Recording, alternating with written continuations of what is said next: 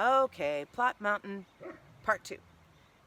Here, we talked about the parts of a plot mountain and how we can use it to organize our thoughts.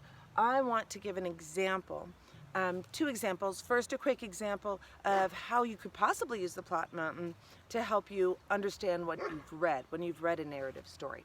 Okay, so I'm going to use a story that most of us know, which is the story of the 3 little pigs. Hold on a second. Nadine, Delilah, hush!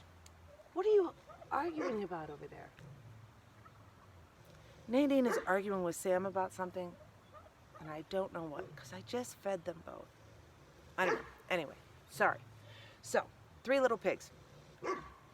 Once upon a time, that's the when. Once upon a time. We don't really know when that is, but a lot of stories kind of start like that. Once upon a time, in a small village, that's the where. There lived 3 little pigs. That's the who. And one day, their mother told them that they were now too old to live with her and they needed to find their own place. But they needed to make sure they found a safe place to live, because don't forget about the big bad wolf that lived in the nearby woods. Ooh, that's the conflict, the problem. So, that's our exposition. We just found out who, 3 little pigs. We found out where and when. They live in a small village, and it was once upon a time. And we found out what the conflict is.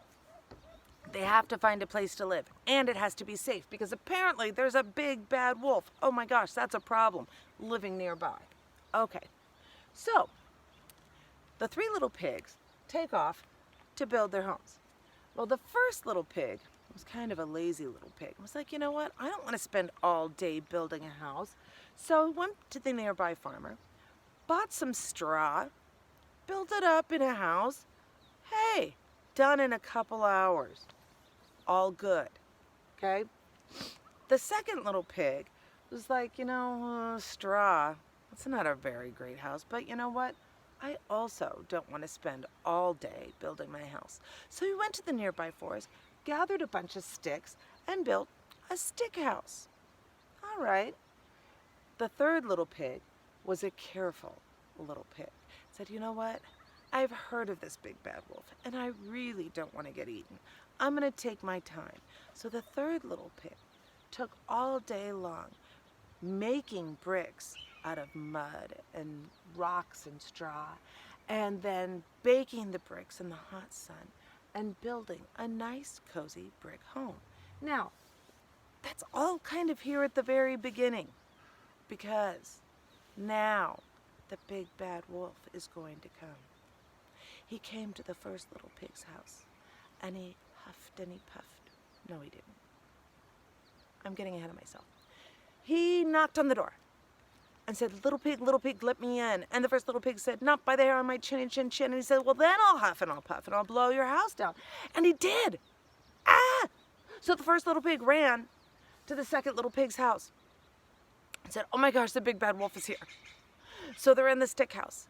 And the wolf comes in and knocks on the door and says, little pigs, let me in. And they say, not by the hair on our chinny chin chin. And he says, well, then I'll huff and I'll puff and I'll blow your house in. And he did. So they all ran to the third little pig's house.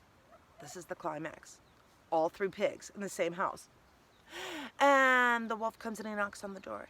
And he says, little pigs, let me in. And they say, not by the hair on my chinny chin chin. Well, then I'll huff and I'll puff and I'll blow your house in. The third little pig said, don't worry, man. We got a brick house. So he huffs and he puffs. And he huffs and he puffs. And nothing happens. So then he decides he's going to go down the chimney. Well, the little pigs hear him on the roof.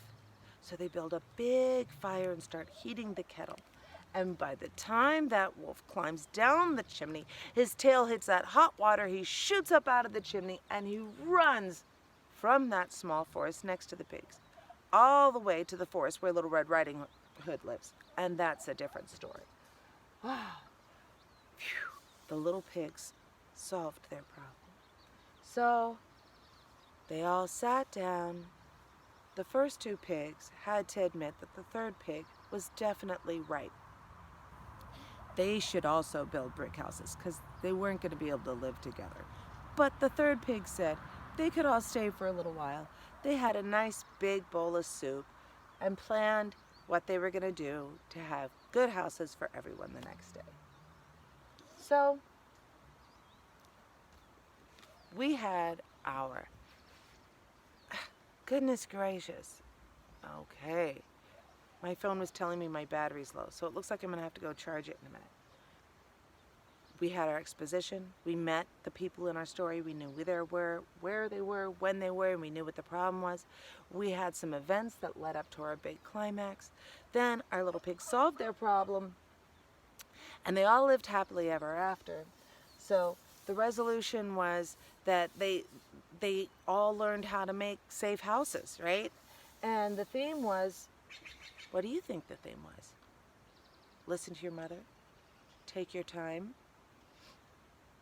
Show initiative and build a good house from the start. Be a problem solver. Okay? There could be lots of different themes that we learned there. Don't be a big bad wolf. Anyway, that's how you can use a plot mountain when you're doing reading comprehension. When you've read a story and you kind of want to plot it all out. Next, I'll give you an example of how you can use a plot mountain to write a story.